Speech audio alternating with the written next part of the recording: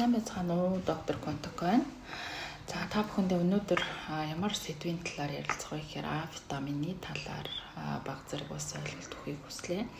За гадуур улаанбархан гарсантай холбоотой 6 сараас 5 нас хүртэлх хүүхдүүд бол өрхийн эрүүл мэндийн төвүүд дээр ирээд А витамин ууж байгаа. За А витаминыг бол 6 сар тутамд бол ууж явах ёстой. За 6 сартаагаас 11 сартай хүүхэд бол зэнхэр капсултай А витаминыг уух ёстой.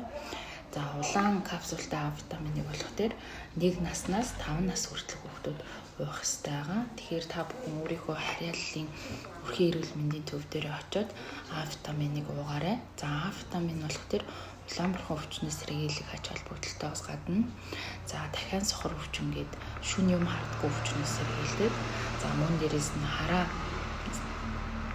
нүдний харанд хамгийн чухал үүрэг гүйцэтгэдэг ийм витамин байгаа. Ялангуяа удахгүй дараа жил 1-р ангид орох хүүхдүүд байх юм бол А витамина 6 сар тутамдаа ирээд өрхийн эрүүл мэндийн төвөөсөө уугаарай.